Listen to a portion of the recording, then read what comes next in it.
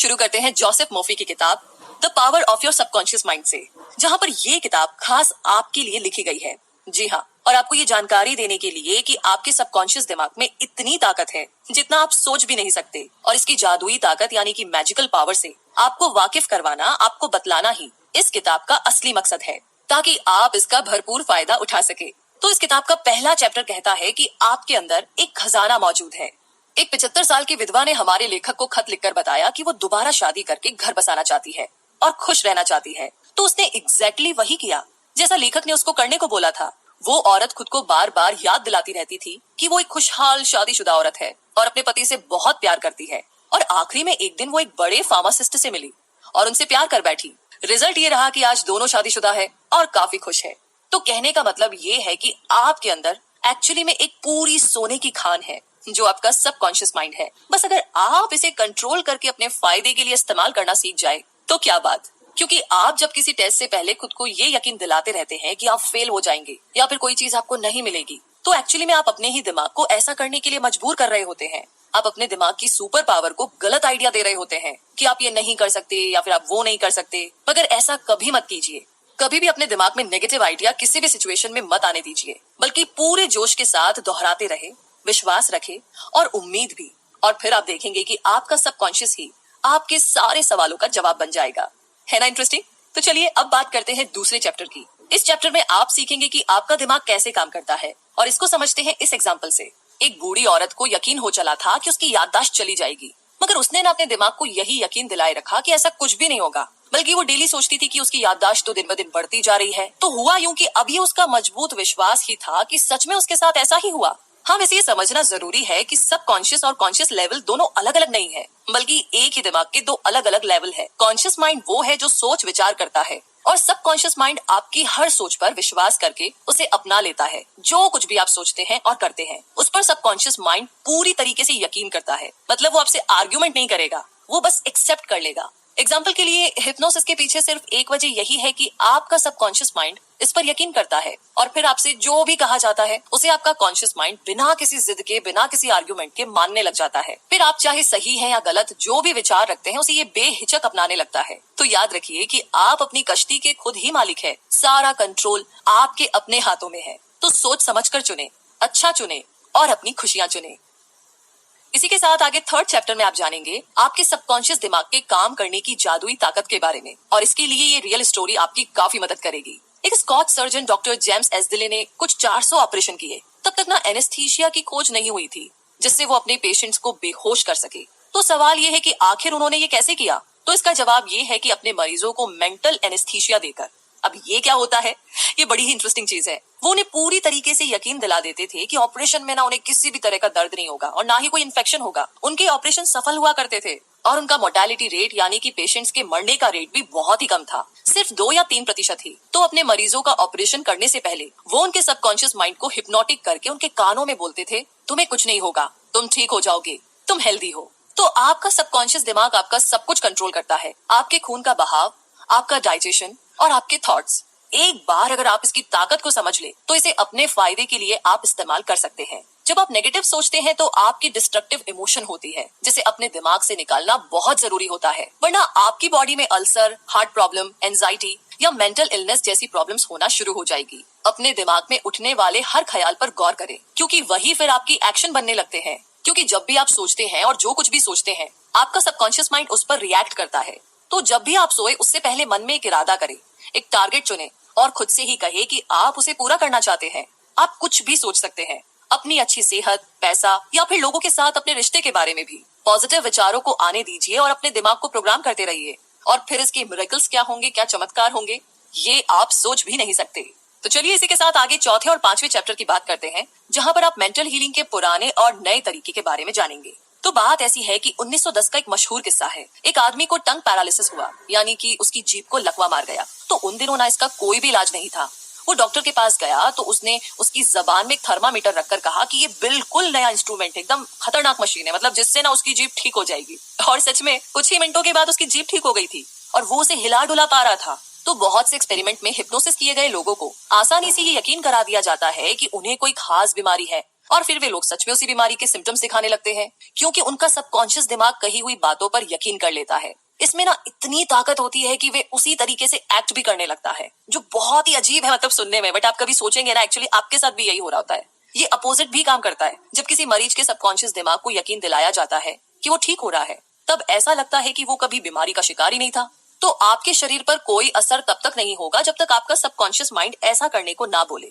हमेशा अपने सबकॉन्शियस दिमाग की ताकत को याद रखिए। न जाने आपके जीवन में इसकी बदौलत कब क्या चमत्कार हो जाए, इसीलिए ना कोई भी मौका मिस ना करे। तो आज हम सब अपने सबकॉन्शियस माइंड की पावर से वाकिफ है, इसके बारे में जानते हैं, मगर हम में से बहुत से लोग इसका सही इस्तेमाल करना नहीं जानते हैं। उन्हें ये पता नहीं होता है कि इसकी ताकत से कैसे अपनी जिंदगी को बदला जा सकता है। वैसे ऐसा करने के लिए ना सबसे पहले तो ये जानिए कि आपको क्या चीज हील कर सकती है, ठीक कर सकती है, और फिर उसे अपने सबकॉन्शियस माइंड को गाइड करने में इस्तेमाल करें। दिमाग में कोई एक प्लान बनाइए, उसे काम करता हुआ आप देखिए, फिर बुरे या नेगेटिव ख्याल ना आने दे, क्योंकि ऐसा करना बेवकूफी होगी। और आखिरी बात ये कि प्रेयर करें और अपनी दुआओं पर यकीन रखें।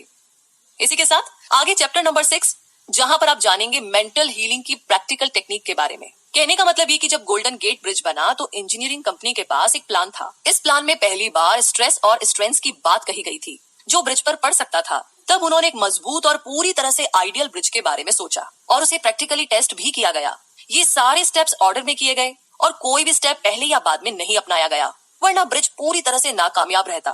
तो जिस तरह हमारी दुआएं सुनी जाती है, वे भी कुछ इसी तरह होती है, जैसे कि जो भी हमें मिलता है ना पहले ना बाद में, बिल्कुल सही वक्त पर मिलता है। तो इनमें से ना जो सबसे पहली टेक्निक है वो है पास ओवर टेक्निक, यानी कि सिंपल तरीके से अपने थॉट्स और इच्छाओं को अपने सबकॉन्शियस माइंड में रखते जाइए, ताकि आप किसी भी तरह की सिकनेस दूर कर पाए। जैसे कि कोई छोटी सी लड़की जिसका गला खराब है और बुरी तरह खांस रही है, वो अगर खुद से मजबूत इरादे से ये कहे कि मेरी बीमारी जा रही है, ये दूर हो रही है, तो घंटे भर के बाद में ही सच में वो ठीक महसूस करने लगेगी, बिना किसी मेडिसिन के। और दूसरी सिंपल टेक्निक है विजुअलाइजेशन टेक्निक। आप विजुअलाइज करके अपने दिमाग में इमेज बना करके, इमेज क्रिएट करके ऐसा कर सकते हैं। जो आप चाहते हैं उसे हरदम ख्यालों में रखिए। आप अपने फोन या लैपटॉप पर उसका वॉलपेपर लगा करके भी ऐसा कर सकते हैं, या फिर एक ड्रीम बोर्ड भी आप बना सकते हैं, या अपने सपने की फोटो कार्ड बोर्ड में लगा कर रखिए और रोज उसे देखें। और अब आखिर में आती है स्लीपिंग टेक्निक, जिसमें जब आप सो रहे होते हैं तो आपकी बॉडी का एफर्ट और स्ट्रेस कम होता है। उस वक्त आपका सबकॉन्शियस एक्टिव हो जाता है और आपके विचार और भी बेहतर ढंग से अब्सॉर्ब कर लेता है, जिससे आपके दिमाग और शरीर को अपनी चाही गई चीज हासिल करने में मदद मिलती है।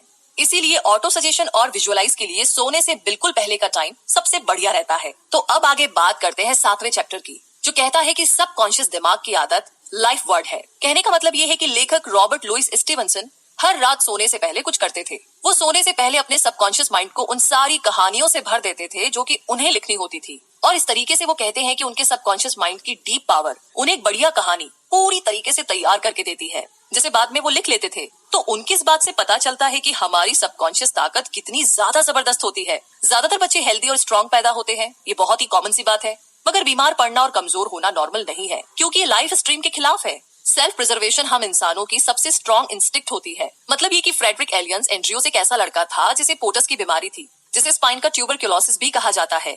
तो अपनी बीमारी के दौरान वो प्रार्थना किया करता था कि वो ठीक हो जाएगा, और उसकी प्रेयर्स काम आई और वो सच में ठीक होकर के एक तंदुरुस्त इंसान बन गया। तो सोने से पहले वो उसी स्लीपिंग टेक्निक मेथड का इस्तेमाल किया करता था जिसके बारे में आपको पहले बताया गया था, और ये तरीका काम आया। हर 11 महीने में आपका शरीर खुद को रिन्यू करता है। तो अपने नेगेटिव विचारों को पॉजिटिव में चेंज कीजिए, क्योंकि यही स्ट्रीम ऑफ लाइफ है कि हम हेल्दी रहे, स्ट्रॉन्ग बने और बिना किसी नेगेटिविटी, डर, एंजाइटी और जलन की भावना से दूर रहे, क्योंकि ये आपको बहुत सी बीमारियों का शिकार बनाती है। तो इन सब से बचने के लिए हमेशा पॉजिटिव सोचे। और आगे 8वां चैप्टर आपकी पूरी मदद करेगा कि जो भी रिजल्ट आप पाना चाहते हैं उन्हें कैसे पाया जाए। तो इसे हम इस कहानी से समझते हैं। एक बार एक मकान मालिक था जो बात पर लड़ रहा था, क्योंकि वो एक बॉयलर को ठीक करने के $200 मांग रहा था। मकान मालिक ने कहा कि ये तो बहुत ज्यादा रकम है। इस पर रिपेयरमैन ने जवाब दिया कि वो मिसिंग पीस के तो सिर्फ $5 ही मांग रहा है, बाकी के $195 यानी कि $195 तो वो अपनी इस काम की नॉलेज होने की फीस ले रहा है। ठीक इसी तरीके से आपका सबकॉन्शियस माइंड भी बहुत होशियार है, जिसके पास आपके शरीर, मन और आत्मा की हर टाइप की तकलीफ और दुख दर्द को दूर करने के बहुत सारे तरीके हैं। हमारे फेल होने का एक जरूरी रीजन ये होता है कि हमारे अंदर मोटिवेशन और कॉन्फिडेंस की कमी होती है, क्योंकि जब लोग ध्यान लगा करके कोई प्रार्थना कर रहे होते हैं तो कई बार उन्हें उस पर इतना गहरा यकीन नहीं होता जितना कि होना चाहिए। उनके मन में नेगेटिव विचार चलते रहते हैं और यही वजह है कि उन्हें अपनी प्रार्थना का जवाब नहीं मिलता। इसीलिए अपने कॉन्शियस और सबकॉन्शियस के बीच में कॉन्फ्लिक्ट को दूर करने के लिए सोने से पहले स्लीपिंग टेक्निक का इस्तेमाल करें और अपने सपनों को पूरा होता देखें बार बार।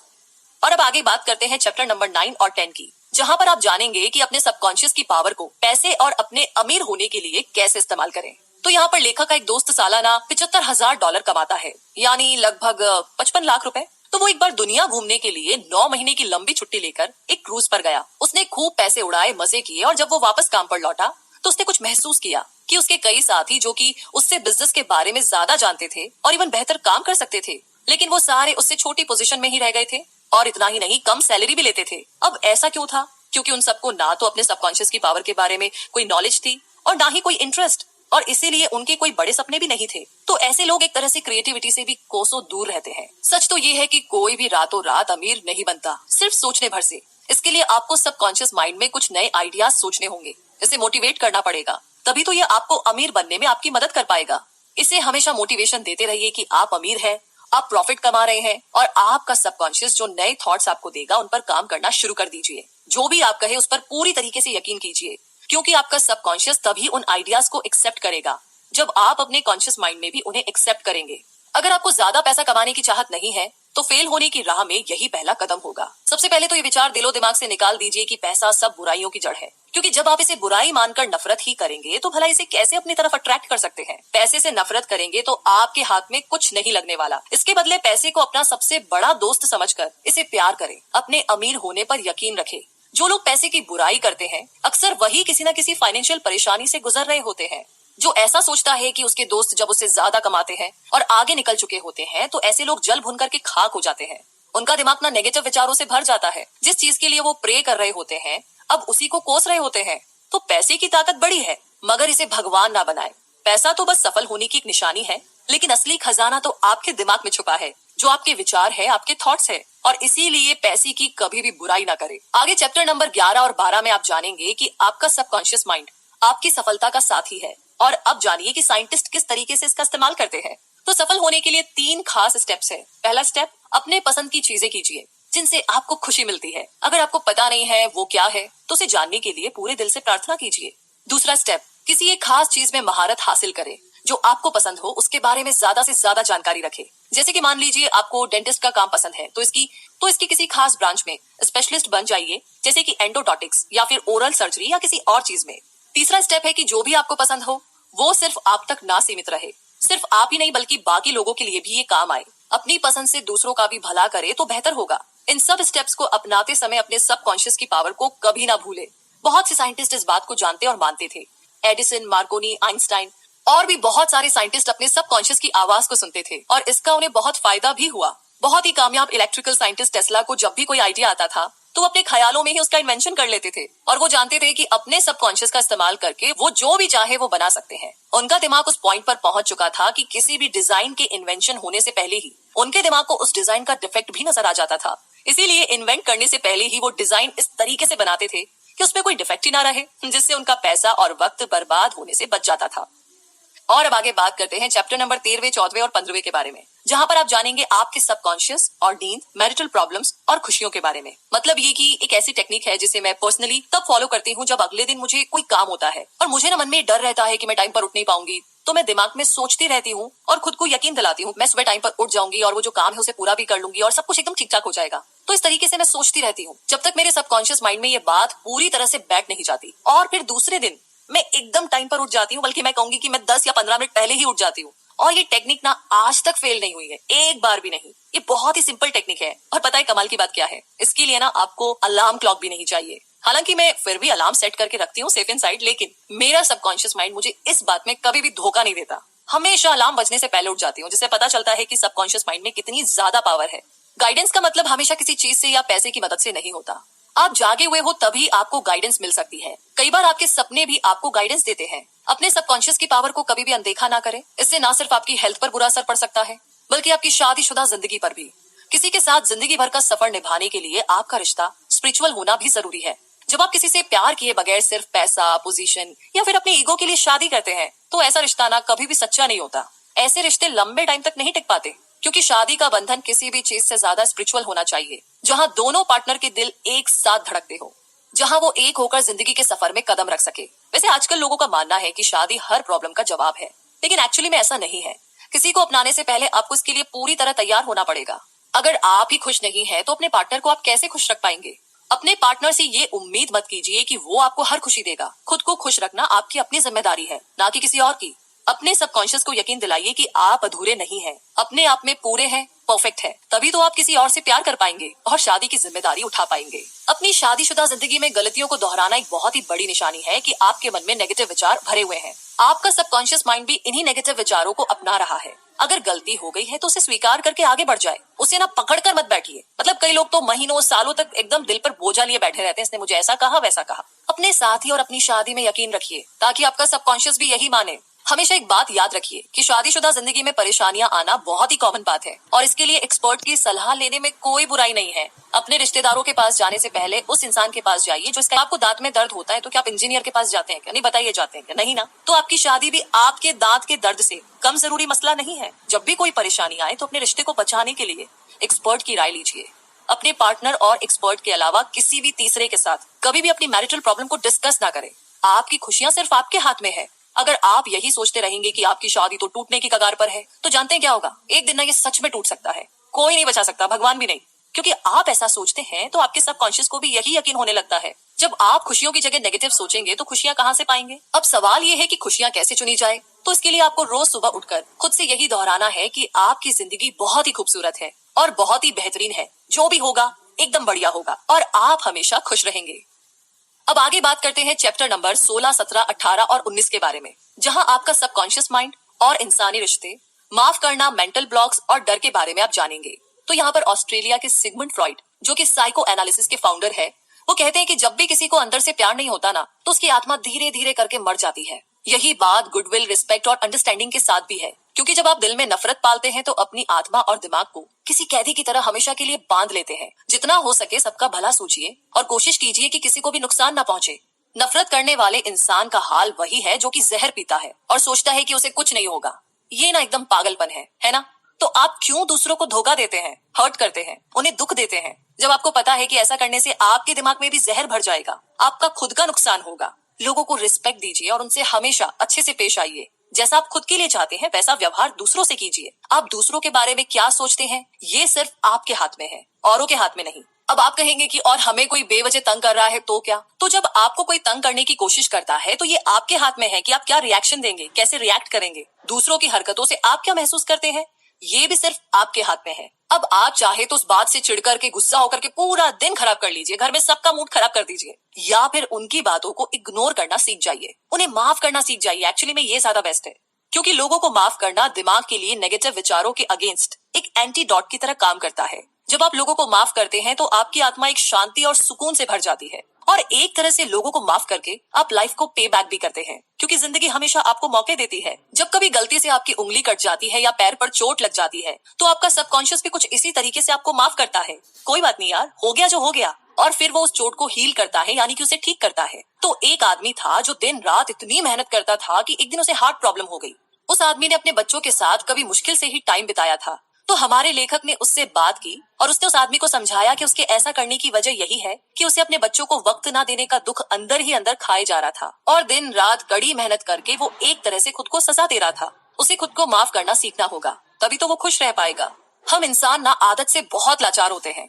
बुरी आदत और अच्छी आदत के बीच में सिर्फ एक चुनाव का फर्क होता है, सिर्फ उसे चूज करने का। आप क्या चूज करते हैं ये आपकी मर्जी है। चाहे तो आप बुरी हैबिट अपनाएं या अच्छी हैबिट, ये सब आपके हाथ में है। बुरी आदत को दूर करने के लिए उसे इग्नोर ना करें, एडमिट करें कि वो आपकी बुरी आदत है और उसे दूर करना है। बहुत से शराबी जिंदगी भर शराब नहीं छोड़ पाते क्योंकि वो मानते ही नहीं है कि वो शराबी है। पहली बात तो उन्हें ये मानने में शर्म आती है कि वो शराबी है और पछतावा होता है, फिर उनके ईगो को ठेस पहुंचती है और रिजल्ट यही कि कभी भी वो इससे छुटकारा नहीं पा सकते। तो कोई भी आदत अपनाने के लिए पहले खुद को तैयार करना होगा। जब आप इस पॉइंट पर आ जाए कि आपको अपनी कोई बुरी आदत छोड़नी ही छोड़नी है तो खुद की पीठ को थपथपाए, क्योंकि आपने आधा किला तो वहीं फतेह कर लिया है। अब अपने सबकॉन्शियस को कंट्रोल करने की राह में पहला रोड़ा है आपका डर। इसे दूर करने के लिए आप वही कीजिए जिसे करने से आपको सबसे ज्यादा डर लगता है। बहुत बहुत बहुत मुश्किल है, लेकिन करके तो देखिए। एक बार एक लेडी ना एक ऑडिशन देने पहुंची। हालांकि अपने स्टेज फोबिया की वजह से वो 3 बार पहले फेल हो चुकी थी। उसकी आवाज में जादू था, मगर उसके नेगेटिव ख्याल उसके सबकॉन्शियस पर जमे हुए थे और इसीलिए हर बार स्टेज पर जाने के ख्याल से ही वो डर जाती थी। उसने इसका जो इलाज निकाला वो बहुत ही कमाल का था। वो खुद को दिन में 3 बार कमरे में बंद कर लेती थी एक चेयर पर बैठ करके रिलैक्स होकर के वो अपनी आंखों को बंद कर लेती थी। फिर वो खुद में दोहराया करती कि उसके पास गजब की आवाज है जिसकी बदौलत वो किसी का भी दिल जीत सकती है। वो खुद से 10-10 बार कहती थी कि अब उसे स्टेज पर डर नहीं लगता। तो जिस दिन उसका ऑडिशन था उसकी एक रात सोने से पहले उसने ये टेक्निक दोहराई और कमाल की बात ये है कि ये टेक्निक काम कर गई। वो ऑडिशन देने के लिए स्टेज पर चढ़ी और बहुत ही खूबसूरती से उसने गाना गाया और लोगों पर अपनी आवाज का जादू चला दिया। इस एग्जैक्टली मेरे साथ भी कुछ ऐसा ही हुआ था। इसी के साथ अब आगे आखिरी चैप्टर 20वें चैप्टर की तरफ बढ़ते हैं जहां पर जवां दिल कैसे बने रहे हमेशा इसके बारे में आप जानेंगे। तो लेखक एक पड़ोसी को रिटायरमेंट इसलिए लेनी पड़ी क्योंकि वो 65 साल के हो गए थे। उस आदमी ने लेखक को कहा कि उसके लिए रिटायरमेंट किंडरगार्टन से फर्स्ट ग्रेड में जाने जैसा है। उसके लिए ये जिंदगी और विजडम की राह में एक और कदम रखने जैसा है। उसका सोचना कितना सही है। हमें उम्र को इसी तरह लेना चाहिए। उम्र का मतलब सिर्फ सालों का पड़ाव तय करना नहीं है बल्कि एक्सपीरियंस और समझदारी के अलग अलग पड़ावों से गुजरना है। और यही मरते दम तक चलना चाहिए कि हम जिंदगी का भरपूर फायदा उठाते रहे। 65 से 95 साल की उम्र के बहुत से साइंटिस्ट ने यही किया है। उन्होंने जिंदगी को भरपूर जिया, अनुभव लिए और बहुत कुछ सीखा। जिन्हें मरने से और बूढ़ा होने से डर लगता है उनके अक्सर ऑर्गन फेल हो जाते हैं और वो उम्र के नेचुरल प्रोसेस को समझना नहीं चाहते, इसीलिए मरने से डरते हैं। जब डर उन पर हावी हो जाता है तो उनके सबकॉन्शियस में नेगेटिव विचार जमा होने लगते हैं जो अपने साथ बहुत सी बीमारियां लाते हैं। तो इसी के साथ ये समरी यहीं पर समाप्त होती है एंड आई एम श्योर इसे सुनने के बाद में आप काफी अच्छा फील कर रहे हैं और आप सोच रहे हैं